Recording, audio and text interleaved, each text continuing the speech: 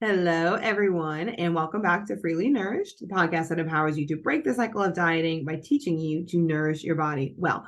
I am your host, registered dietitian Erin Casey, and I'm also the owner of New You Nutrition Counseling, where we believe that you can reach any of your healthcare goals at just about any body size.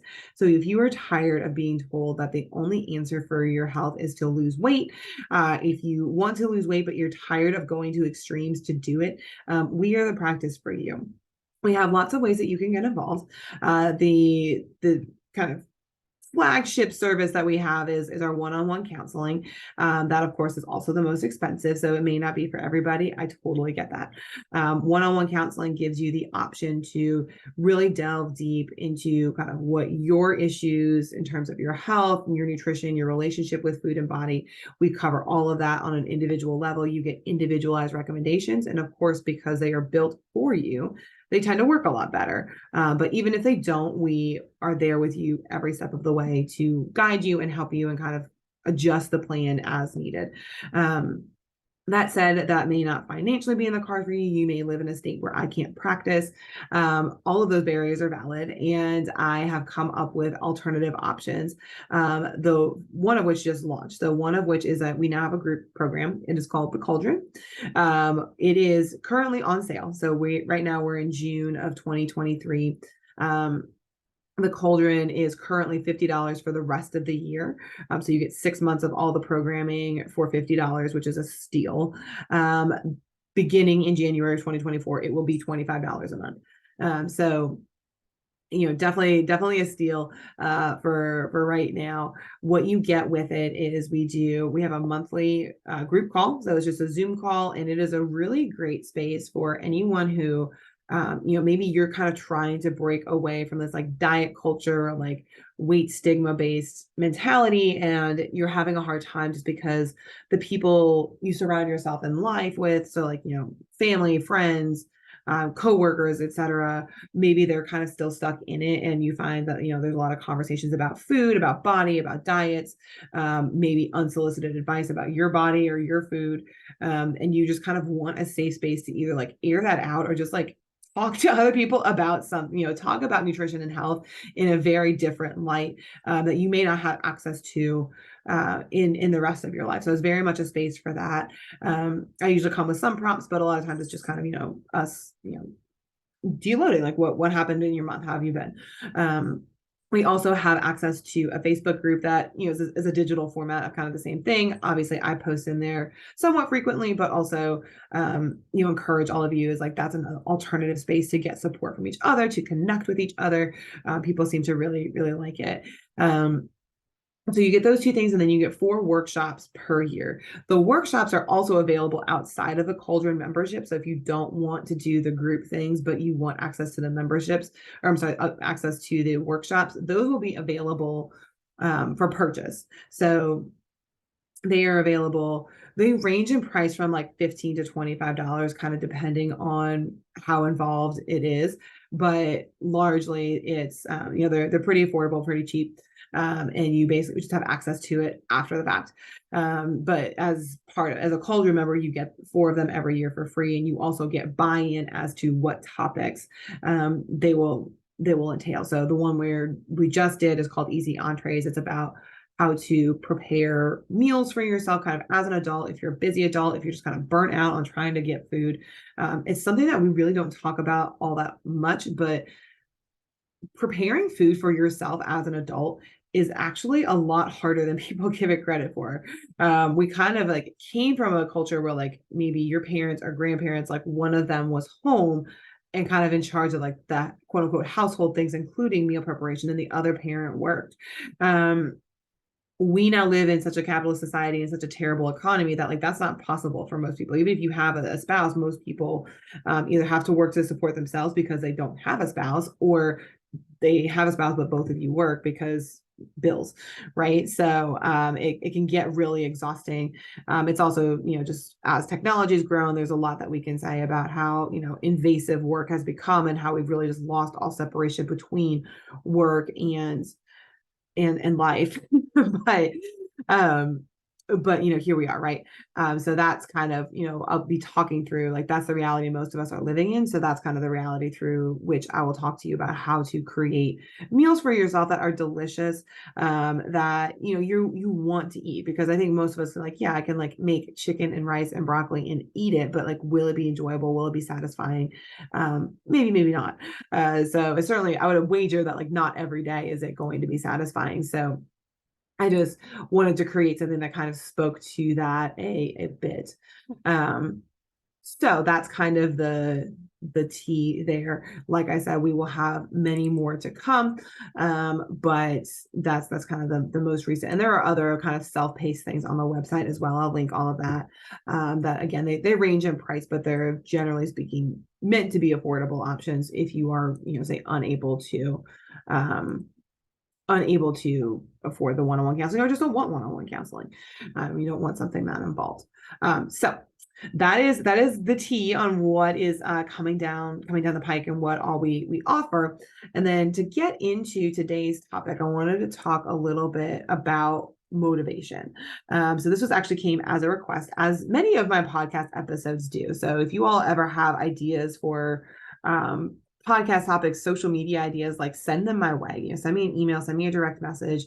I love to hear your ideas, because again, content is like something that obviously I do to an extent to market my own services, but it's there, right? Like, I think it's important for me to, sorry, my cat is decided that now is the time he has woken up for his nap. And I don't know if you all can hear him. I will try to edit him out when I go back to fix this episode.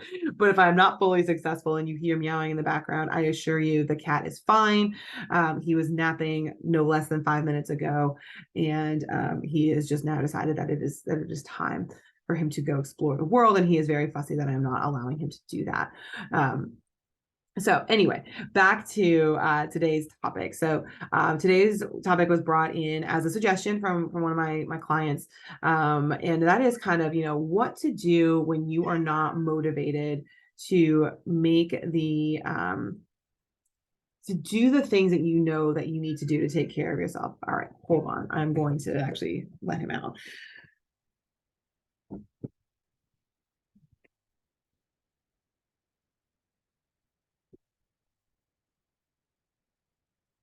Okay, we're back.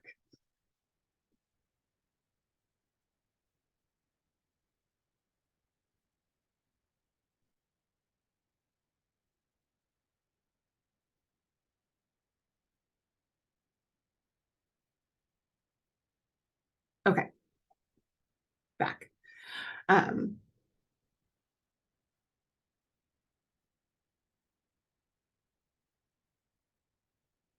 Okay, so on to today's topic, which came from, like I said, a former client, and that is motivation in the sense of kind of how to find it, how to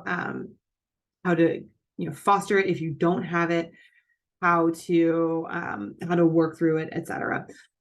So it kind of came under the lens of we have all these habits, preparing meals for ourselves, working out, doing things that we know we need to do to take care of ourselves, that we know are going to make us feel good, but then somehow just having completely no motivation to do any of it, right? And I want to be really clear and kind of get this out of the way first. I want to distinguish between motivation and discipline. So motivation is kind of that that feeling of like empowerment, of like, yes, I can do this. I can't wait to do it. I'm so excited to go work out. I'm so excited to prepare this meal. I'm so excited to, and it doesn't have to be like those things. I mean, it could be, like go do a presentation for work or go to a conference or, whatever the case may be. We're going to focus on like health habits here because that's what I do. But most of this should be able to translate to other facets of your life, I would think. So again, the context that she gave was just kind of, I know that I need to move. I know that I need to work out. I know that, preparing healthier meals for myself at home will make my body feel better, but I just do not have the motivation to actually get it done. And I want to distinguish that one, yes, you may at times have motivation to do those things, but by and large, it is going to be fleeting. And I want to kind of encourage us to think of health behaviors, right? So it doesn't really matter what it is. It could be exercise, it could be quitting smoking, it could be, cutting back on alcohol, drinking water, it could be getting enough sleep, it could be making meals, it could be exercise, right? Like I think everybody thinks like food, exercise, but like there's a whole list, right? So I want to, encourage you to kind of think, what are the goals that you're setting for yourself, and like what are the health behaviors you're really trying to change the most, and kind of, just plug it in. I'm going to talk largely about fitness and nutrition in the course of this podcast, but please keep in mind that like, whether it comes to like drinking more water, getting more sleep, managing your stress more effectively, and dealing with anything in your mental health more effectively, all of those things, like it should translate. And again, there's a distinction between motivation, which you likely will encounter motivation to do those things at times, but a lot of it's going to come down to discipline. So I encourage you to think of kind of those health behaviors that I just listed, and then think about the basic things like going to the doctor, taking medication, brushing your teeth, flossing your teeth, things like that. Am I motivated to floss my teeth every night? No. Do I do it? Yeah. Even like my skincare routine, as you get old, it turns out your skin changes. Like who knew, right? Am I motivated to do that when I'm tired? No. And to be honest, do I do it all the time? No. But I do it most of the time because I'm motivated? No. Because I'm disciplined, right? And honestly, I think a lot of other health behaviors actually come down to discipline a lot more than motivation, more than people realize or really even want to think about. We think that like, in order to have a good workout and things like that, we have to be super motivated. In order to prepare a good meal, we have to be like, in the mood for it. And the reality is like when those, spikes of motivation come, and they will, are you going to have better workouts? Yeah. Are you going to prepare better meals? Yeah, probably. But that's probably not going to be your day to day.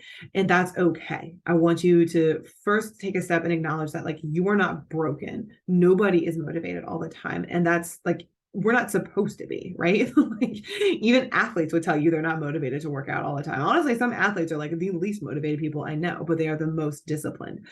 So I think kind of first thing I want you to do is kind of take that lens of like, I have to be motivated to do it and like just trash it, right? The lens is discipline, right? We need to look at this as like I am building these habits similar to the habits I have of like hopefully taking a shower every day, brushing your teeth twice a day, flossing your teeth at least once a day, doing any kind of skincare routine that you do to yourself, but also like routine maintenance. Like, if you choose to get your hair done, if you get your eyebrows waxed, if you go to the doctor, please go to the doctor on a regular basis, taking your medication. All of those things are habits that we do that we're not excited about, but we do them because we know that they're what we need to feel good. And to take care of our body. So nutrition and fitness are really no different. I think it's a matter of like, this is a matter of discipline. It's not a matter of motivation. So I think letting go of the expectation that you're going to be motivated all the time to do it, or that you even need that motivation to do it. I know that sounds a little harsh, but to be honest, that's the reality. Now, how do we, you can say, okay, well, great. Now I just feel like I'm a complete undisciplined slug. Thanks, Erin, right? That was not my goal. Okay, let's take a step back and let's kind of unpack that a little bit, because that's where I really want to sink our teeth in for this episode. So now that we know that it's a matter of discipline, beating yourself up about it for not doing the things that you set out to do, for feeling like you just can't manage to do it, even though it's what you need to do to feel better. That is not a helpful mindset either, right? Just beating yourself up about it, and being hard on yourself, frankly, never served anybody. So let's talk about what we can actually do. So one of the things that will absolutely kill discipline, and motivation for that matter, is an all or nothing mindset. So an idea that it has to be this level of expectations and I have to accomplish this, or I do none of it. I can't tell you how many clients come through my doors and tell me exactly that like they feel like they do really good during the week, whether it's, nutrition or fitness or both. And then everything just falls off the rails on the weekend. So they're kind of waffling between everything and nothing. I think the other thing of where like, and this is where it really will shoot your discipline in the foot, is the idea that like, unless you can perform at a certain level, you aren't doing any good, and you may as well just do nothing at all. Like, if you do nothing else from this podcast, if you learn nothing else, take that whole mentality, tie it up in a little trash bag, and throw it away. Okay, just pitch it. It is trash. It is garbage. It's not accurate, and you're only going to defeat yourself with it. You are never going to build habits and maintain them with that mindset. You are never going to find a groove that fits you and your body and where you are right now if you are looking at it as a black and white, all or nothing. Okay. I think that is like the biggest mistake and the thing that gets in most people's way when it comes to developing habits. Habits come down to discipline. Yes, you kind of at a certain point have to do it whether or not you want to, but how you do it, what it looks like, what your expectation is for yourself, all of that is adjustable. All of that can change. So, for example, if you are someone who you had or at one point or like currently have a routine in the gym, and like you're just finding yourself like not able to say get up to work out in the morning, like that's what you normally do. Okay, what can you do? Take stock, right? So like get rid of that self-judgment piece and find something that you can do. Could you find time in your day to take a walk? Could you find time to take your kids to the park and maybe you're doing some air squats and like push-ups on the ground or whatever while you're there? Maybe that feels weird for you, and that's okay. But lots of parks now have like the like little bars and stuff with like exercises that you can do them. So like maybe you just take a 10-minute walk in the park, you use the little bars, and like in 20 minutes you're done. It doesn't have to be an hour and a half. It doesn't have to be at the first thing in the morning. Take stock of what you're trying to do.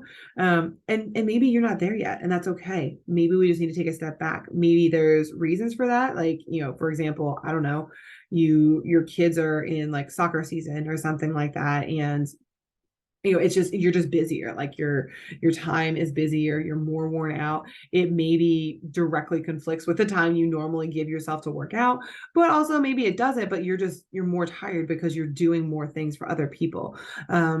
That's okay. Maybe your job schedule changed, maybe your workload at your job changed, and like hopefully that's a transient thing. It's okay if that's getting you down and like preventing you from doing things that you normally had a good habit of doing, but take stock of it. If you're showing up with like 50% to give to your workouts or less, then no, you're not going to get through the same workout you got through 2 or 3 months ago when everything was different. Right. Sometimes it's not even like anything is really that different. Just like mentally, you're tapped out, you're burnt out on the same workout, you're burnt out on the same place. That's where again, like athletes will tell you all the time that like they routinely take breaks. Sometimes longer breaks than they should, but that's not the point. You need a break from it, even if it's just moving your body in a different way. Maybe try a dance class or a yoga class or Pilates or something, just like once a week. You can get a friend to go with you for some accountability, and maybe that's not the workout you want. Maybe once a week isn't what you're after. Maybe you want more days, but start there. Find something that is enjoyable. I think that is also the other big thing, is you get out of the black and white mentality or the all or nothing mentality, but also find something that you truly enjoy, that's motivating to you, that feels good, because ultimately that feedback of like, that felt really good, that felt really doable. Are there going to be workouts, for example, that are just going to be like, man, I barely made it through that one. It just did not feel good. That's going to happen sometimes. It just is. But that's not the reason. And I think most of us know that that's not the reason to like not go back, right? But if you find things that routinely feel good every time you do them, you're going to be more inclined to get up and do those things. But that said, you can start small. Start with 5 or 10 minutes. Like I said, it'd be 5-10 minutes of a walk in the park. One of my favorite recommendations from Katie Orlick, who some of you know, she's a power lifter, and a lot of her clients are power. She's a personal trainer, but she's also a power lifter, and a lot of her clients are power lifters. She will tell them like, commit to your warm up. right? So no holds barred. You have to get in the gym and you have to do your warm up. That is like the bare minimum. You have to do that. If you want to then stay and do the rest of your workout, great. Stay and do the rest of your workout. If you find that you're like, I'm really tired, I'm not feeling it today, you tried. You did the very best you could. You committed to 5 to 10 minutes. You gave yourself the space, and you also gave yourself the permission to leave. And sometimes that is what you need. I've certainly been there before, and I'm a very disciplined person when it comes to working out. So that's full permission to leave, full permission to lower the bar if you need to. When it comes to nutrition, same rules can apply. So you may want to have the goal of like, I'm going to meal prep my lunch and dinner for the next week, but then Saturday comes and you're like, I'm exhausted, I don't feel like doing that. Okay, change the plan. Like I said, I have a workshop coming up that will teach you lots of strategies as to how to pull meals together in a way that is both feels nourishing, but is also simple. So honestly, if you want a lot more information on that, check out that workshop. It is only $15. It will be available it'll be available after, as a recording and things like that. So definitely check that out. But just kind of very brief tips. I always tell people, this is the thing that I tell everybody to go to is like, when it comes to your meals, think about, kind of three things. One is that I want you to have 3 meals a day. I don't care when they are. I don't care what you call them. It doesn't have to be breakfast, lunch, and dinner. It can be lunch, dinner, and a snack, whatever. 3 meals. In those meals, you need to have a protein, a starch or a grain, and a fruit or a vegetable. So three meals, 3 food groups apiece. Okay. Space them about, the third thing to think about is space them about 4 hours apart. There's a little more flexibility in there, but all you're looking for is 3 food groups, right? So you've got to have a protein, you've got to have a starch or a grain. So that could be something like, rice, pasta, bread, whatever, or it could be like potatoes, corn, like other starchy vegetables. And then you have to have a fruit or a vegetable. That's it, right? So it doesn't have to look elaborate. Now, those of us who have children, I get it. Like sometimes you're kind of dealing with a little bit of pickiness, or like, I won't eat this or I won't eat that.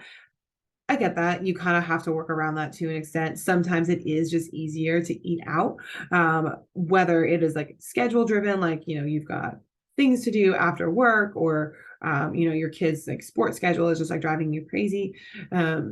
Or, you're tired because you're running constantly. That's okay. You can eat out and still have nourishing meals. You can add things. So like I always tell people, like, don't limit yourself, especially if you're doing like takeout or something, like somewhere where you're going to be eating at home, you're just eating from somewhere else. Don't limit yourself to what's on the menu. Order what you want, but then also, you could throw a frozen bag of broccoli in the microwave for 5 minutes and like, let it steam itself up, and then boom, you've got, a veggie to add to maybe the sandwich and fries or whatever you've ordered. You can, same thing, make a salad, right? There's like salad kits. There's, have salad supplies on hand where you can pull something together really fast. And again, you've got a great veggie that's going to go with whatever you've ordered. Protein sources, again, protein can be really easy or it can be really complicated. Cooking proteins can be kind of like the longer thing. So sometimes a method of meal prep that works really well for people is to just cook, say, a bunch of chicken or ground turkey or pork chops or like whatever it is that you want, like cook that at the beginning of the meal, or the beginning of the week rather. You don't necessarily have to pull all of your meals together, but you're like, okay, I'm going to be having chicken for dinner this week. I'm going to put it in pasta one night. Then I'm going to put it in a stir fry the next night. I'm going to shred it and make tacos the night after that. Kind of reusing that same ingredient, but changing it in different ways to where the things that you're pulling together night of are a lot, you're lowering that burden. So lowering the bar to be, okay, I don't have to make this whole like dinner from scratch. I just have to make the pasta, or I just have to, shred it up and put it on taco shells or whatever the case may be. Lower the bar. It doesn't have to be complicated. And again, you're not going to be motivated to do it all the time. But again, lower the bar to a place where it feels manageable, but then also kind of commit to doing that bare minimum no matter what. So get out of the idea that like it has to be fully meal prepped, fully planned, whatever. Like it is okay to fly by the seat of your pants when it comes to dinner. Just kind of again, check back in with the basics. Do I have a protein? Do I have a fruit or a vegetable? Do I have a starch or a grain? And if the answer to all of those is yes, great, you're good to go. You met the requirement. If the answer to any of those is no, okay, where can I find one that takes the least amount of time? It doesn't have to be, again, this doesn't have to be that hard, and it doesn't have to be all or nothing. Find the places where it feels good. Find the places where it feels doable, because that's the place where you're going to stick to it. Even if your goal is eventually to, let's say like your goal is to become a power lifter, but right now you're just like struggling with motivation to move. Fine, just move. Find a way to move that feels good. It doesn't matter if it's like a weekly class, if you're going to the park for 5 minutes. I don't care if you sit and stretch for 5 minutes. Like, that's still better than nothing. So kind of find the places that feel good. And then as you build your confidence, as that becomes part of your routine, right? So like as we kind of have this like 5 to 10 minutes dedicated to our day, okay, great. How can we elaborate on that? How can we change it? How can we maybe adjust it so that we have a bit of a longer period of time, but it doesn't, you're not taking steps that are so overwhelming. I found a really good graphic the other day, I think it was on Instagram, where you basically had 2 ladders that were the same height, and the rungs in the ladder on one side were very far apart, like taller than a person would be. And essentially the person at the bottom was unable to get anywhere on this ladder because they couldn't even reach the first rung. They couldn't climb up, even though like they wanted to get to the top. They couldn't, because the steps in between to get there were too large. They physically couldn't do it. Versus another ladder, which was again the same height, but the rungs were very close together. So the person was able to easily climb up it because it was manageable, right? The steps were manageable. So again, find those manageable steps. Find the things that feel good, and find the ways in which you can do it kind of no matter what, whether you want to or not, and then build from there. Get out of that all or nothing mentality. I promise you, it's not serving you. All right, you all have a great rest of your day. And again, if you would like more information on how to kind of make smaller steps when it comes to meals, check out that easy Entrees. I'll put a link below, but it's also on my website. It'll probably be available by the time this podcast airs. So check that out. Keep the suggestions coming. I love to hear it, and have a wonderful rest of your day. I will see you all next time.